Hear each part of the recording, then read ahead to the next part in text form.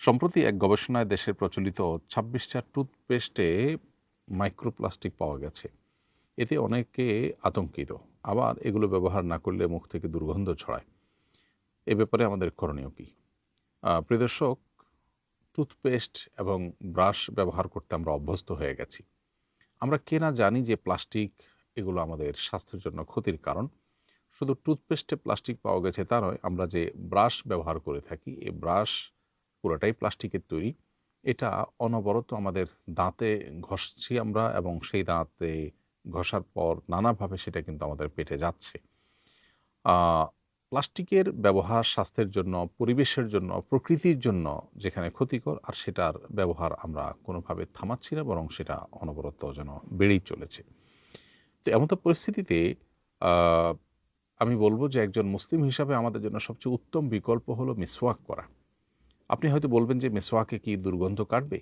মিসওয়াক যদি অনবরত মানুষ করতে থাকে, পকেটে এবং সাথে মিসওয়াক থাকে, সারাক্ষণ যেরকম আমরা মোবাইল টিপি, অনবরত একটু পরপর যদি আমরা মিসওয়াক করি, তাহলে সেক্ষেত্রে মুখ থেকে দুর্গন্ধ থাকার কোনো কারণ থাকতে পারে না। মিসওয়াক ন্যাচারাল এবং প্রাকৃতিক। এটা মানুষের শরীরের জন্য যে অনেক বেশি উপকারী, উপযোগী, সেটা বলবার অপেক্ষা রাখে না। মিসওয়াকের সাথে ইমানের একটা গভীর এবং নিবিড় সম্পর্ক আছে। নবী করিম সাল্লাল্লাহু আলাইহি ওয়াসাল্লাম বলেছেন, লাউলা আশুক্কা আলা উম্মতি, যদি আমার উম্মতের জন্য খুব কষ্টকর হবে এমনটি আমি মনে না করতাম, লা আমারতুহুম বিসওয়াকি ইনদা কুল্লি সলাতিন ওয়া ফি রিওয়ায়াতিন ইনদা কুল্লি ওযু, তাহলে তাদেরকে প্রত্যেক নামাজে, আরেকবার আসছে প্রত্যেক ওযুতে মেসওয়াক করার নির্দেশ জারি করে দিতাম।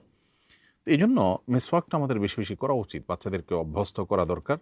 আমরা যদি মেসওয়াক নিয়মিত করি, ৫ ওয়াক্ত নামাজে যদি ৫ বার আমরা মেসওয়াক করি, এরপরে নবী করিম সাল্লাল্লাহু আলাইহি ওয়াসাল্লাম আরও যে সমস্ত সময়গুলোতে মেসওয়াক করতেন, যেমন বাসায় প্রবেশের সময়, খাবারের আগে পরে, বিভিন্ন সময় যখন মেসওয়াক ব্যবহার করতেন তিনি, সেগুলোকে অনুসরণ করে যদি আমরা মেসওয়াক করি, তাহলে সেক্ষেত্রে মুখে দুর্গন্ধ থাকার কোনো কারণ থাকতে পারে না। এজন্য আসুন মেসওয়াকে অভ্যস্ত হই, পকেটে মেসওয়াক রাখি এবং বাসাবাড়িতে মেসওয়াক রাখি। কোনো কারণে ব্রাশ করতে হলেও অবশ্যই আমরা হেলদি টুথপেস্ট ব্যবহার করার চেষ্টা করব।